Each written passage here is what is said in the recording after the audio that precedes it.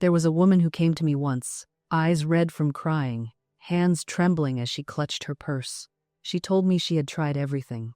Every affirmation, every prayer, every technique. She would wake up each morning full of hope and determination, speaking her desires into the mirror, declaring her good fortune with all the conviction she could muster. But by nightfall, she was exhausted, defeated.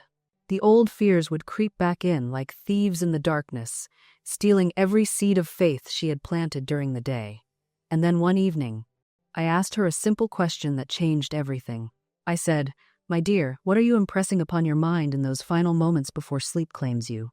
What is the last thought you surrender to as you cross that threshold into the unseen realm?" She looked at me, bewildered. She had never considered it. And right there, in that moment of recognition, I saw the light begin to dawn in her eyes.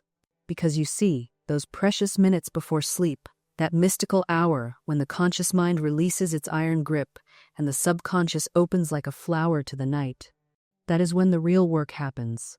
That is when you become the artist of your own life, painting upon the canvas of infinite possibility. Everything you have wanted, everything you have struggled for during your waking hours, can be impressed upon the subconscious mind in those sacred moments between waking and sleeping. This is not fantasy. This is not wishful thinking. This is the ancient secret that mystics have known for thousands of years, the technique that has transformed paupers into princes and despair into unshakable faith. And tonight, I am going to show you exactly how to use it. I am going to teach you what I call the midnight technique, though you need not wait until midnight to practice it. I will show you how to speak to that deeper mind, that infinite intelligence within you that knows no limitation, that accepts every impression as truth and sets about making it real in your outer world. But first, you must understand something crucial. You must understand why you have been working so hard and seeing so little result. You must understand why your affirmations seem to evaporate like morning dew, and why your faith wavers like a candle in the wind. The truth is this: during your waking hours, your conscious mind is a fortress.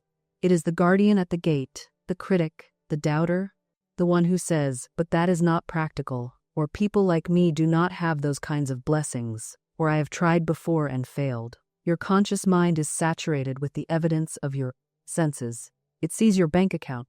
It remembers your disappointments. It catalogs your limitations. And so, when you stand before the mirror and declare, "I am prosperous," while your rent is overdue, there is a part of you, a loud and insistent part, that laughs at the contradiction. That voice of reason, so-called, blocks the doorway to your subconscious mind. It will not let the new impression enter. It protects you, it thinks, from disappointment and delusion. But here is what that guardian does not understand. The subconscious mind, that vast and mysterious realm beneath your awareness, knows nothing of limitation. It cannot argue, it cannot doubt. It is pure creative power, waiting for instruction. It is the soil that will grow whatever seed you plant, whether that seed be wheat or thistle. The subconscious mind accepts every impression given to it and immediately begins to manifest it in your physical reality. It is the bridge between the invisible and the visible, between thought and thing. It is, quite simply, God in action through you. And it never sleeps. While your body rests, while your conscious mind dreams its scattered dreams, your subconscious mind is working, always working, manifesting whatever dominant impression you have given it. The question is not whether it is working, but what you have impressed upon it. And this is where most people fail without ever knowing why. They spend their days affirming and declaring and visualizing, fighting against the resistance of the conscious mind, exhausting themselves in the effort. And then, defeated and tired, they crawl into bed. And in those final moments before sleep, they review their problems. They worry about tomorrow. They replay today's disappointments. They surrender to fear and doubt and anxiety, never realizing that in this moment, when the guardian is drowsy and the gates are open wide, they are programming their subconscious mind for more lack, more struggle, more of exactly what they do not want. You see, as you drift into sleep, the conscious mind loses its power. It begins to dissolve. And the subconscious mind, that faithful servant, that tireless creator, is sitting at attention, ready to receive its orders for the night. Whatever you impress upon it in these moments goes deep, deeper than any daytime affirmation could ever reach. It sinks into the soil of your being like rain into thirsty earth. And throughout the night, as you sleep, that impression is being multiplied, magnified, woven into the fabric of your reality. By morning, it has already begun to manifest. This is why I say that those final minutes before sleep are the most powerful minutes of your entire day. They are worth more than hours of struggle and strain during your waking moments. They are the secret passage into the treasure house of infinite supply. And once you learn to use them correctly, everything changes. I have seen it happen 1,000 times. I have watched people transform their entire lives simply by changing what they impressed upon their subconscious minds before sleep. The woman I mentioned, the one with the red eyes and trembling hands, she learned this technique. She practiced it faithfully for 30 nights. And by the end of that month, the opportunity she had been desperately seeking appeared as if by magic, though it was not magic at all. It was law. It was the inevitable result of a seed planted in fertile soil. But I am getting ahead of myself. Before I teach you the precise technique, before I show you the exact words and images to use, you must understand the principles upon which this technique rests. You must understand how the mind works, how thought becomes reality, and why your current methods have been leaving you exhausted and disappointed. So let me take you back to the beginning, to the foundational truths that will make everything else clear. Let me tell you what I have learned through years of study, practice, and observation, through working with hundreds of people who came to me broken and left whole, who came to me in poverty and left in prosperity, who came to me in sickness and left in health. The first principle is this: your subconscious mind cannot distinguish between a vividly imagined experience and a real one. Think about that for a moment. When you dream at night, your body responds as if the dream is real. Your heart races, your palms sweat. You wake with tears on your cheeks or laughter on your lips. In that moment, there was no difference between the dream and reality. Your subconscious mind accepted it as real, and your body responded accordingly. This is not a flaw in the design. This is the mechanism of creation. This is how thought becomes form. You do not need to wait for the thing to appear before you can experience it. You can experience it now, in imagination. And that experience, if felt deeply enough, becomes the seed that sprouts into physical reality. The second principle is this: the subconscious mind is most receptive to impression when the conscious mind is quiet. During your busy day, your conscious mind is analyzing, judging, comparing, protecting. It is the voice that says, "Be reasonable and do not get your hopes up." It is constantly filtering information through the lens of your past experiences and your current circumstances. But as you approach sleep, this mental chatter begins to fade. The analytical mind grows tired. The barriers come down. And in this drowsy, twilight state, you have direct access to the subconscious. You can slip past the guardian at the gate. You can plant your seed in the rich, dark soil without interference. This state is called the hypnagogic state, that delicious moment between waking and sleeping when anything seems possible, when the boundaries between imagination and reality blur. Ancient mystics called it the threshold. Modern scientists have measured its unique brainwaves. But you do not need a fancy name for it. You simply need to recognize it as the doorway to transformation, and you need to learn how to use it deliberately, consciously, powerfully. The third principle is this, and listen carefully because this is where most people stumble. Repetition and feeling are the keys to impressing the subconscious mind. It is not enough to think a thought once. It is not enough to visualize your desire for 30 seconds and then move on. The subconscious mind responds to consistent impression, to the same idea offered again and again with deep feeling and conviction. Think of it like this: if you want to carve your name in stone, you do not strike it once and expect the letters to appear. You chisel patiently, repeatedly, in the same groove, over and over, until the impression is permanent. Your subconscious mind is like that stone. Every night, as you practice this technique, you are carving a little deeper. You are making the impression more permanent, and the feeling you bring to it is the force behind the chisel. Emotion is the power that drives the thought deep into the subconscious. A thought without feeling is like a seed without water.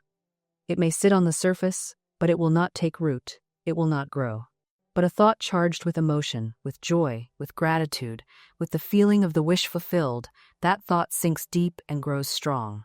Now, let me tell you about a man who understood these principles instinctively. though he had never studied metaphysics or read a single book on the power of the mind.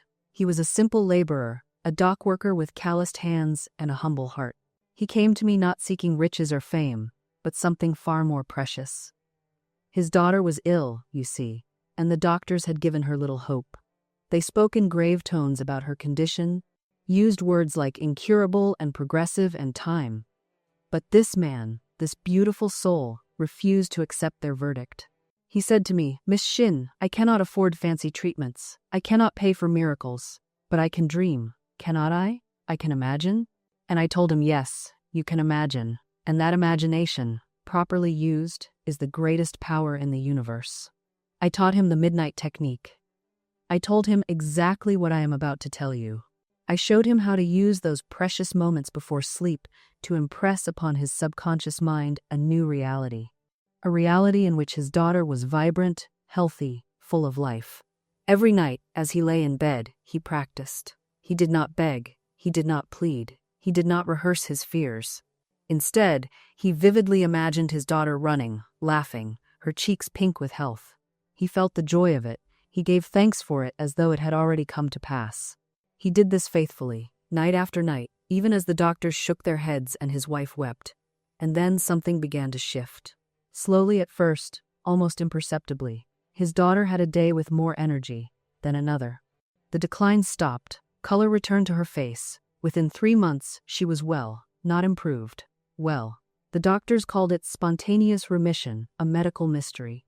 But it was no mystery to that father. He knew what he had done.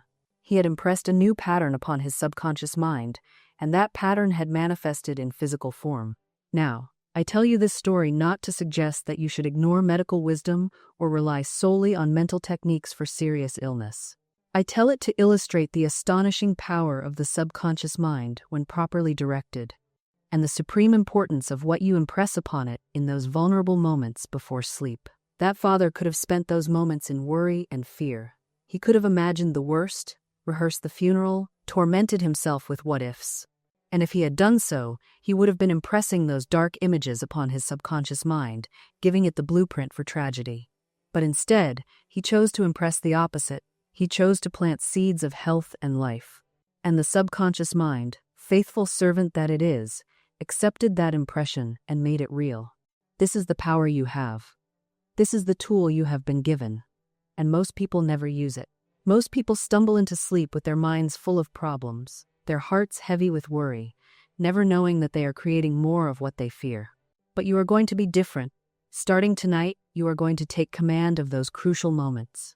You are going to become deliberate, conscious, powerful in your use of the midnight technique. So, let me give you the technique now.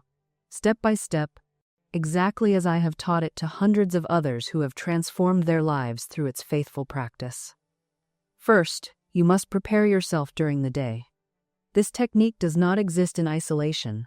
It is most powerful when supported by right thinking throughout your waking hours. So during the day, catch yourself when you drift into worry or complaint. Gently redirect your thoughts. Practice seeing your good as already accomplished. Practice gratitude for what you have. This daily practice softens the soil, if you will, making it more receptive to the seeds you plant through your words and mental images. Now, I want you to understand something crucial. Your word is your wand. Every statement you make is either building or tearing down your future. When you say, "I can't afford this," you're giving marching orders to the universe. When you declare, "Money comes to me easily and frequently," you're issuing a different command entirely. I've seen people transform their entire financial reality simply by changing what they permit themselves to say. A woman once came to me drowning in debt.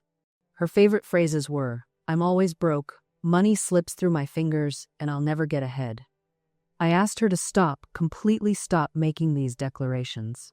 For 30 days, she could only speak of prosperity, even if it felt like a lie at first. Within that month, an unexpected inheritance came through. A job opportunity materialized from nowhere. Her financial situation didn't just improve, it was revolutionized. But here's what's important. The inheritance and the job were always there, in the invisible realm, waiting. Her negative words had built a wall between her and her good. When she stopped cursing herself, the wall crumbled. This is why I tell my students, Watch your words as you would watch your children near a busy street. They have power beyond what your rational mind accepts.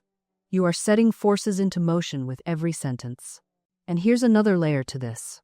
You must eliminate the word try from your vocabulary when it comes to your demonstrations. I'll try to get the money is not a declaration of faith, it's a declaration of doubt. Imagine if you asked someone to pass the salt and they said, I'll try. You'd wonder what catastrophe they're anticipating. When you say, I'll try, you're announcing to the universe that you expect failure, that you're only going through the motions. Instead, make definite statements. The money is mine now. The perfect solution is revealing itself. I am experiencing my demonstration. These are the words of someone who knows, not someone who hopes. Look at nature. The flowers don't try to bloom, they bloom. The seasons don't attempt to change, they change. There is a definiteness in the natural world that we must reclaim in our spiritual demonstrations. A seed doesn't say, I'll do my best to become a tree. It becomes a tree, or it doesn't germinate at all. But when conditions are right, there is no hesitation, no wavering, only manifestation. You must bring this same quality of certainty to your word. When you speak your good into being, let there be no question mark at the end of your sentence. Let there be a period, a declaration, a knowing so deep that the universe has no choice but to rearrange itself to match your vision. I've watched people sabotage the most beautiful demonstrations with a single word of doubt spoken after weeks of perfect knowing. They hold the vision, they feel the reality of their desire, they speak the word, and then, in a moment of fear, they say to a friend, well, I hope it works out. And with that statement, they've canceled their order with the universe. They've told the law, never mind, I don't really believe this.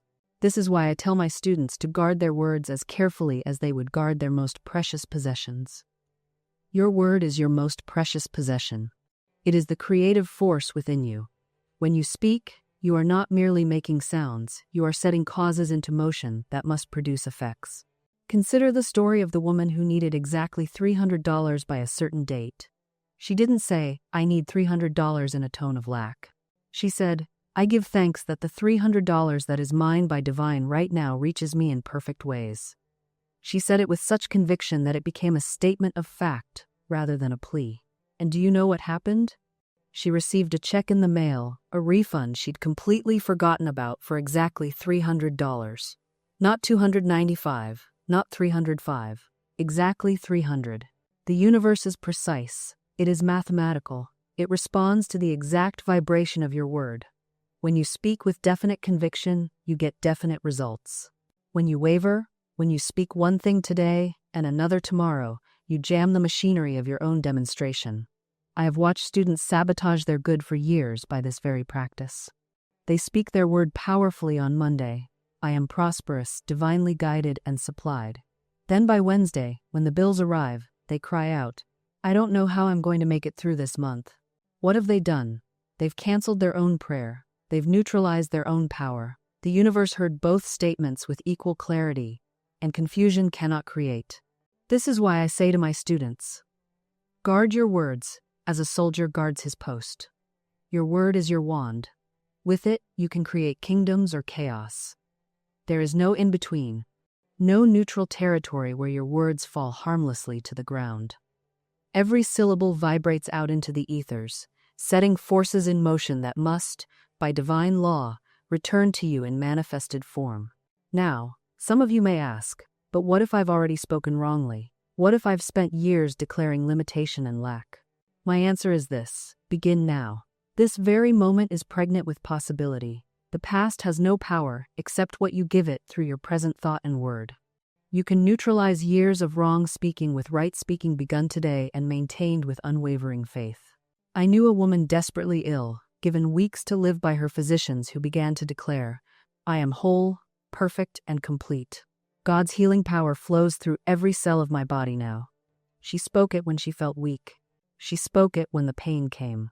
She spoke it when others looked at her with pity in their eyes.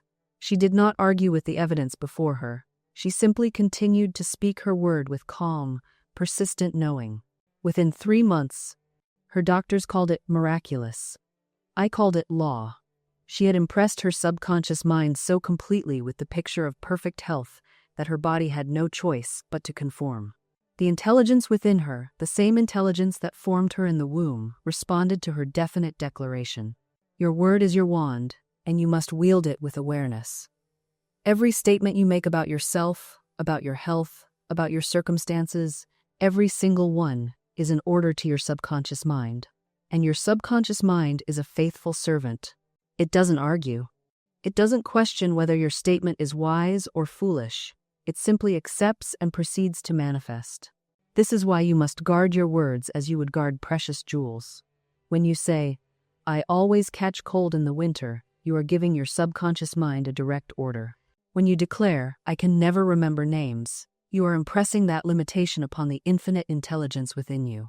When you repeat, I'm getting old and my memory is failing, you are literally aging yourself with your own decree.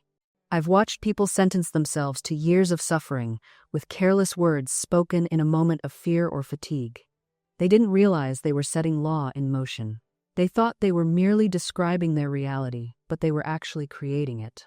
Now, some will protest and say, but I'm only being realistic. I'm only stating facts. My dear friends, you are not stating facts, you are stating beliefs. And those beliefs become your fact. The thing you fear comes upon you because you have given it power through your word and your attention. I knew a businessman who constantly spoke of an expected financial loss. I just know this deal is going to fall through, he would say. Things like this never work out for me. And sure enough, through a series of what he called unfortunate circumstances, the very loss he predicted came to pass. He felt vindicated in his pessimism, not realizing he had been the architect of his own misfortune. The law works both ways, you see. It brings you what you want or what you don't want, depending entirely on which you dwell upon and speak about with conviction. It's perfectly impartial. It simply says, your word is law, and proceeds accordingly. Now I want you to understand something crucial. Your subconscious mind takes you literally. It has no sense of humor. If you say, this job is killing me, it will begin the process. If you say, I'm sick and tired of this situation, it registers illness and fatigue as your desire. If you say, I'm dying to meet him, well, you've given a very definite order indeed. Your subconscious doesn't censor. It doesn't protect you from yourself. It simply builds what you describe. So, when you throw around phrases like, I'm broke, even as a joke, even as an exaggeration, you're handing the master builder a blueprint for poverty. When you say, I can't afford it, you're not stating a temporary fact. You're declaring a permanent condition. And your faithful servant, the subconscious, says, yes, of course. You can't afford it. Let me make sure that remains true. I've watched people talk themselves into every manner of limitation. I'm just not a morning person. And so they aren't. I have a terrible memory for names. And so they do. Money slips through my fingers. And so it does. These aren't observations, they're incantations. They're spells you're casting on yourself. And they work with frightening efficiency. Now, the question arises, if we've been unconsciously creating through destructive words, can we consciously create through constructive ones? And the answer is a resounding yes.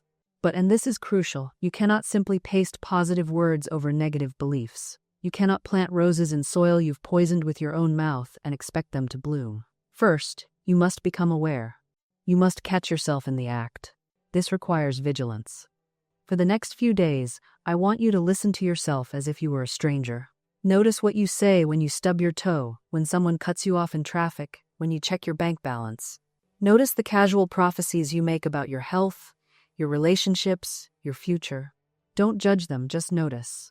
Write them down if you can. You'll be astonished at what you discover.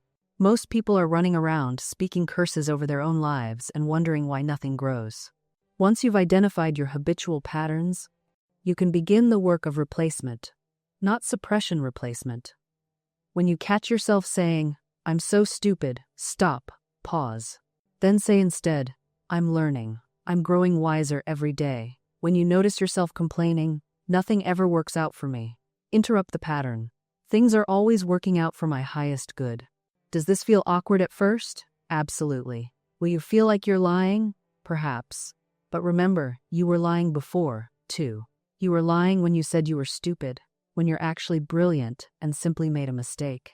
You were lying when you said you were unlovable, when someone is probably thinking of you with tenderness right this moment. You were lying when you said nothing ever works out for you, when I could probably find a dozen times it did if I searched your memory. So which lie would you prefer to live inside? The one that shrinks you or the one that expands you? Because here's what I've learned. Your nervous system doesn't know the difference between a limiting story and an empowering one. Both feel equally true in your body. Both create real neurological pathways. Both shape the lens through which you interpret every piece of incoming data. The question isn't which one is objectively true.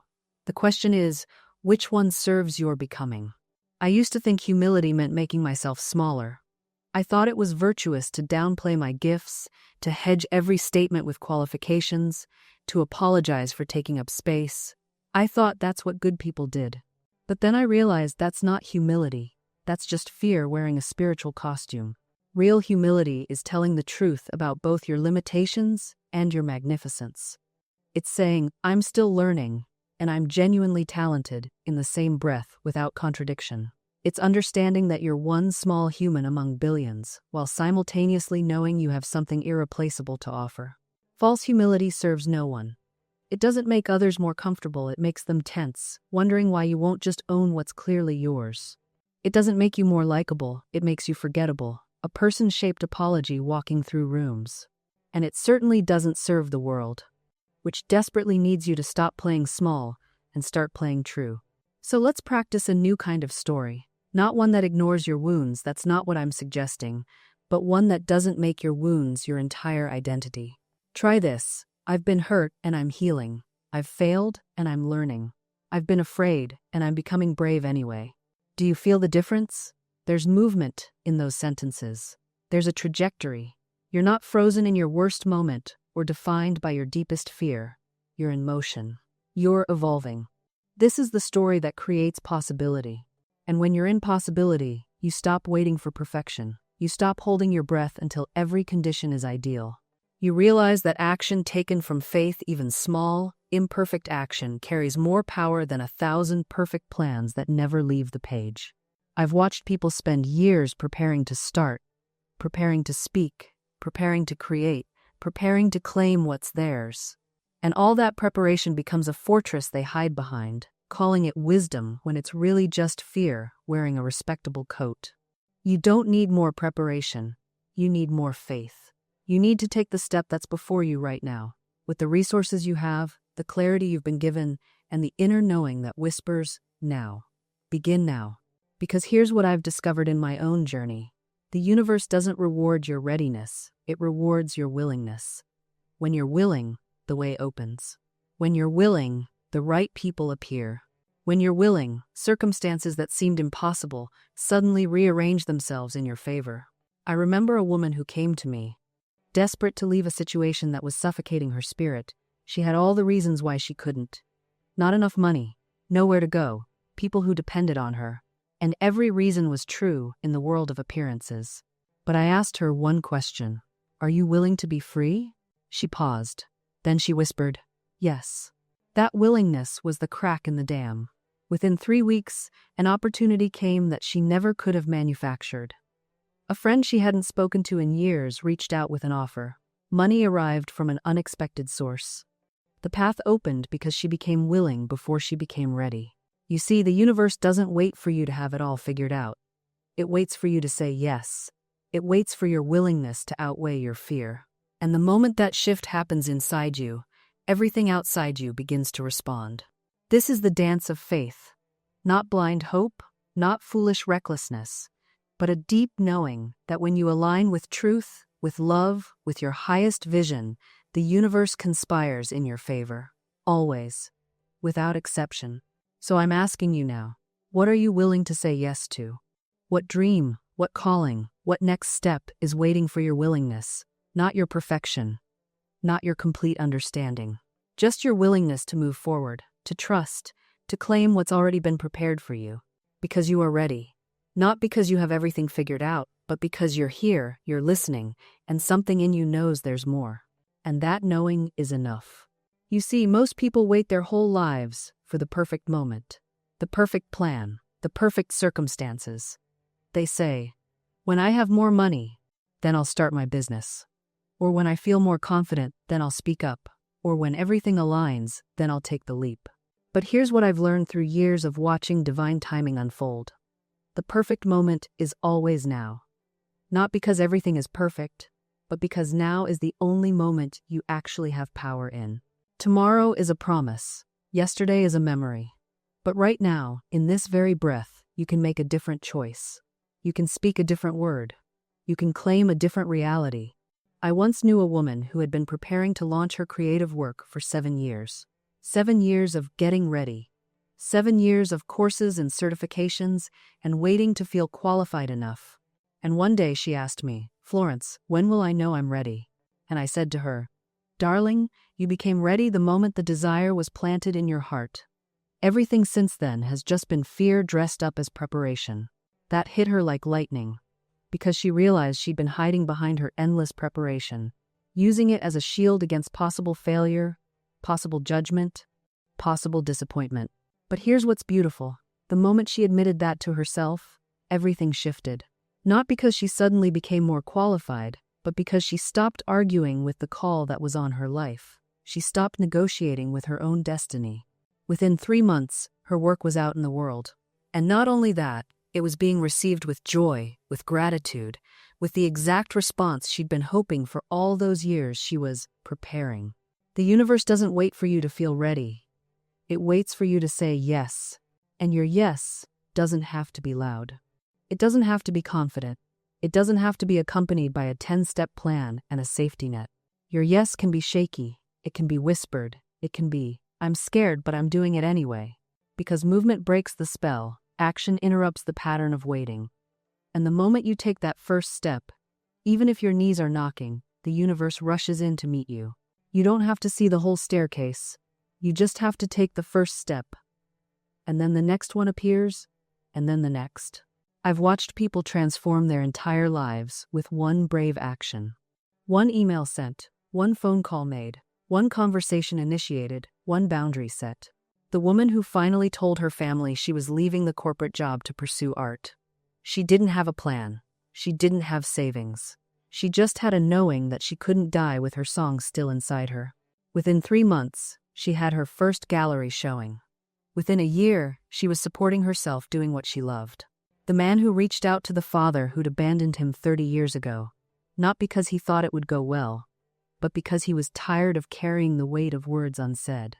That conversation didn't heal everything overnight, but it cracked open a door that had been welded shut, and through that crack, light began to pour in. You see, the universe responds to movement.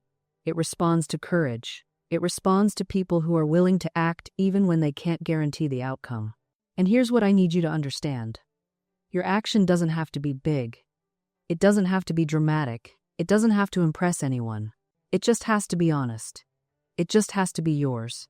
Maybe your brave action is finally making that doctor's appointment you've been avoiding. Maybe it's deleting that person's number. Maybe it's opening the journal you haven't touched in months and writing one true sentence. Maybe it's walking into that room you've been afraid to enter. Maybe it's asking for help. Maybe it's admitting you don't have all the answers. Small actions, taken with intention, create seismic shifts. Because here's the secret they don't tell you. The universe isn't waiting for you to be perfect. It's waiting for you to be willing. And willingness? That's the most powerful force in the universe. You don't need to have it all figured out. You don't need a detailed 5-year plan with contingencies and backup strategies. You just need to be willing to take the next step, willing to forgive, willing to believe, willing to try again after you've failed spectacularly. I've watched people transform their entire lives with a single moment of willingness. A woman who was willing to apologize after years of silence and her family relationships healed overnight. A man who was willing to apply for one more job after dozens of rejections, and it became the career that changed everything. A student who was willing to speak their truth despite their fear, and it opened doors they didn't even know existed. Willingness is the crack in the armor where the light gets in. And here's what makes this so beautiful. You don't have to force it. You don't have to manufacture willingness through sheer determination. You just have to notice where it already exists. There's something in your life right now that you're already willing to try. Some small thing that doesn't feel quite as heavy as the rest. That's your starting point. Maybe you're not willing to forgive the person who hurt you most, but you're willing to forgive yourself for that mistake you made last Tuesday. Start there. Maybe you're not willing to pursue your biggest dream, but you're willing to take a free online class about it. Start there. Maybe you're not willing to love yourself unconditionally, but you're willing to stop criticizing your reflection for just one day. Start there. The universe meets you where you are, not where you think you should be. And every act of willingness creates momentum. It's like pushing a boulder down a hill. The first push is the hardest.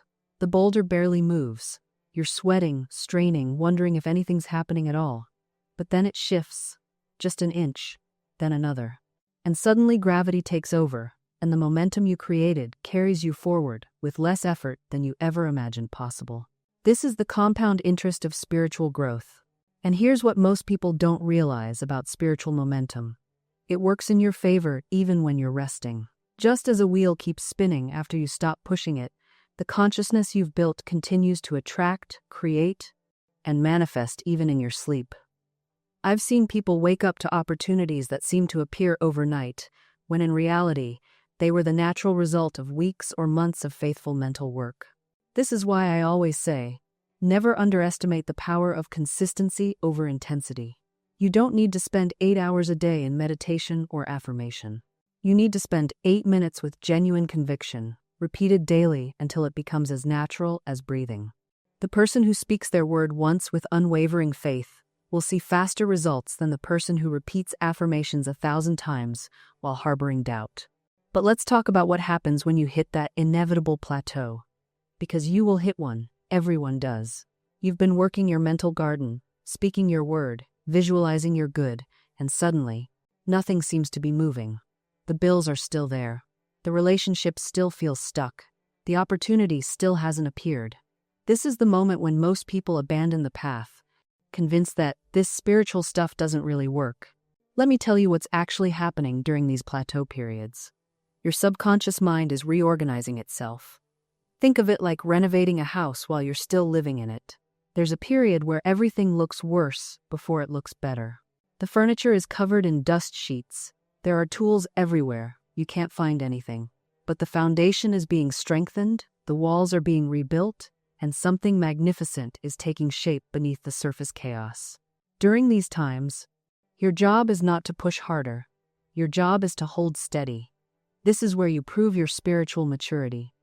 Anyone can have faith when things are flowing smoothly, but can you maintain your word when the evidence seems to contradict everything you've been affirming? Can you bless your current situation while knowing something better is on its way? This is the graduate level work. I've watched people break through decades-old patterns simply by refusing to quit during the plateau. They didn't see evidence for months, but they kept speaking their word. They kept visualizing. They kept acting as if their good was already on its way. And then one day, everything shifted at once. The job offer arrived, the relationship transformed, the money appeared, and it all seemed to happen in an instant, but really it was the culmination of all those faithful, invisible moments. This is why faith requires such courage, because you're being asked to trust the invisible more than the visible.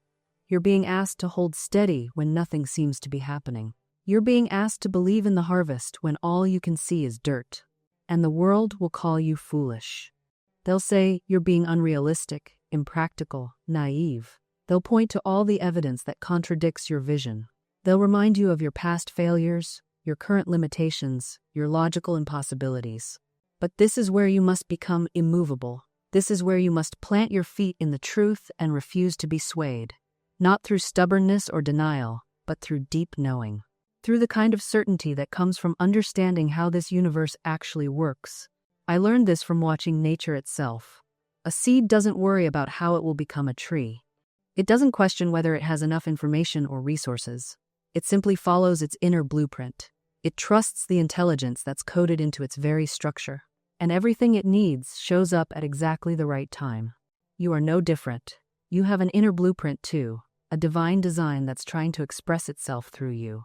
And when you align with that design through faith, through the feeling of the wish fulfilled, you activate forces that are beyond your comprehension. I once knew a woman who wanted to be a published author. She'd been rejected dozens of times. Her family thought she should give up and get a real job. She had no connections in the publishing world, no agent, no platform. By all logical standards, her dream was improbable. But she did something remarkable. She began to live as though she was already a published author. Not arrogantly, not pretentiously, but inwardly. She would sit at her desk and feel the satisfaction of having her books in stores. She would imagine letters from readers whose lives had been touched by her words. She would walk through bookstores and feel the thrill of belonging there. And here's what's crucial. She didn't do this while simultaneously worrying about rejection. She didn't practice the feeling for 5 minutes and then spend the rest of the day in anxiety. She made the feeling her home. She returned to it over and over until it became more real than her current circumstances. Within 6 months, a series of seemingly random events occurred. A conversation at a coffee shop, an introduction through a mutual acquaintance, a publisher who was looking for exactly her kind of voice. The book deal came through, and she told me later, it felt inevitable, like it had already happened, and I was just watching it unfold in time. This is the secret that changes everything. When you make the feeling of the wish fulfilled your dwelling place, you're no longer trying to make something happen. You're allowing what already exists in consciousness to make its way into form. And here's what most people get wrong about this process. They think dwelling in the feeling means sitting in meditation for hours, visualizing every detail until their head hurts. But that's effort, that's force. That's the opposite of dwelling. Dwelling is natural. It's effortless. It's what you already do with your dominant states. Think about worry for a moment. When you're worried about money, you don't have to try to worry. You don't set a timer and force yourself to feel anxious. The worry just lives in you. It colors how you see your bank account, how you interpret every bill, how you feel when you open your mailbox. It's your dwelling place. Now imagine if you brought that same naturalness to the state of your wish fulfilled. Not forced, not performed, just naturally assumed. I knew a man who wanted to heal his relationship with his daughter. They hadn't spoken in 2 years. Every attempt at reconciliation had ended in more hurt, more distance. He came to me exhausted from trying. I told him, stop trying to fix it. Stop rehearsing what you'll say.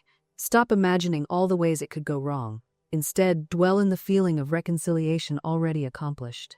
He asked me what that meant practically. I said, when you think of her, feel the warmth you'd feel if everything was already resolved. When her name comes up, let yourself feel grateful that the relationship is restored, not as a technique, but as a truth you're living from. He started doing this, not as a practice with a beginning and end, but as a state he returned to naturally throughout his day. 3 weeks later, his daughter called. Out of nowhere. And the conversation that unfolded wasn't anything he could have scripted. It was easy. It was healing. It was inevitable. And what I didn't expect was how quickly the external world would rearrange itself to match this internal shift. Within days, not weeks, not months, but times, days, times, I received a phone call that opened a door I thought had been permanently sealed. An opportunity I'd long resigned myself to having missed presented itself again, as if time itself had bent to accommodate my new frequency. This is what they don't tell you about faith. It doesn't just comfort you while you wait. It actively times the bridge between where you are and where you're going. Your belief is the architect, and the universe is the builder working around the clock. I've watched this principle play out in countless lives since then. A woman who released her grip on a toxic relationship found herself 3 weeks later, seated next to her future husband on an ordinary Tuesday morning commute. A man who finally stopped forcing his career down a path that never fit, discovered his true calling through what seemed like a random conversation at a coffee shop. These weren't coincidences. They were time's inevitabilities, times set in motion the moment these people stopped interfering with their own good. You see, most of us are walking around with our arms stretched out, pushing away the very things we claim to want. We say we desire love, but we're broadcasting unworthiness. We say we want abundance, but we're constantly affirming lack. We say we want peace, but we're addicted to the drama of struggle. The universe can only deliver to the address you're actually living at, not the one you wish you lived at. When I finally understood this understood times it, in my bones, I became ruthless about the stories I told myself. I started listening to my inner dialogue, the way you'd monitor a child's vocabulary. Every time I caught myself saying, I can't afford this, or nothing ever works out for me, or I'm always the one left behind, I stopped mid-sentence. I refused to be the author of my own tragedy anymore. Instead, I began planting different seeds with my words. Everything I need comes to me. I am guided to the right place at the right time. The universe is conspiring in my favor. At first, these felt like lies. My logical mind screamed that I was delusional, that I was ignoring reality. But here's what I learned. The reality my logical mind was so desperate to protect wasn't fixed truth, it was yesterday's manifestation. It was the harvest of old seeds I'd planted with old beliefs. If I wanted a different harvest, I needed to plant different seeds today. And the most powerful seeds are the ones planted when circumstances seem to contradict them entirely. This is where most people give up. They plant a seed of prosperity while looking at an empty bank account. And after 3 days of affirmations, they check the account, see it's still empty, and declare the whole thing nonsense. But a farmer doesn't plant corn on Monday and return on Thursday demanding to see stalks. He understands there's a season of invisible growth. Your demonstration is forming in the invisible long before it appears in the visible. The very moment you declare your word, something shifts in the realm of cause. You may not see it with physical eyes, but the universe has already begun rearranging circumstances to match your conviction. Doors you don't even know exist are beginning to open. People you haven't met are being moved into position. Resources are flowing toward you through channels you haven't imagined. But here's what you must understand. The universe will test your conviction. Almost immediately after you plant your seed with a powerful statement, something will appear that seems to contradict it completely. You affirm abundance, and a bill arrives. You declare perfect health, and you wake up with a symptom. You speak your word for the right relationship, and you face another disappointment. This is not the universe denying you. This is the old harvest coming in from old seeds. This is the last of the former things being cleared away to make room for the new. And this is your test. Will you water the new seed or the old situation? Most people, at this critical moment, withdraw their faith from the invisible good and put it back into the visible problem. They look at the circumstance and say, well, I guess it's not working. And in that moment, they uproot the very seed that was beginning to sprout beneath the surface. But the ones who understand this principle do something different. They see the contradictory circumstance and say, this is the old made visible, but I am no longer planting these seeds. I have planted new seeds, and I now water only what I wish to see grow. They turn their attention, their feeling, their expectation away from what is and toward what they have declared. And this is where most people falter. They declare the new, they plant the seed, but they continue to water the old garden. They speak the word of prosperity, then spend their day rehearsing lack. They affirm health, then give detailed accounts of their symptoms to anyone who will listen. They claim love is coming, then scroll through evidence of their loneliness, feeding it with their attention. You cannot serve two masters. You cannot water two gardens and expect only one to grow. The universe is impersonal in its response. It simply says yes to whatever you persistently feel and expect. It doesn't judge which garden is better. It grows what you tend. I have watched people lose their demonstration at the very threshold of its manifestation because they could not discipline their attention. The old circumstance became louder, more insistent, and they broke. They gave it their focus, their emotional energy, their words. And in doing so, they watered those old seeds back to life. This is not punishment. This is law. Your attention is the water. Your feeling is the sunlight. Whatever you give these to will grow. And so the question becomes, what are you watering today? Look at your thoughts as you move through your day. Look at your conversations. Look at where your focus lands when you are alone, when you are unguarded. Are you watering the new or rehearsing the old? Are you feeding the vision or the problem? The disciplined mind does not deny what is. It simply refuses to give it the power of attention. It acknowledges, yes, this is here, and then turns immediately to what has been declared. But this is what I am now calling forth. This is the seed I have planted.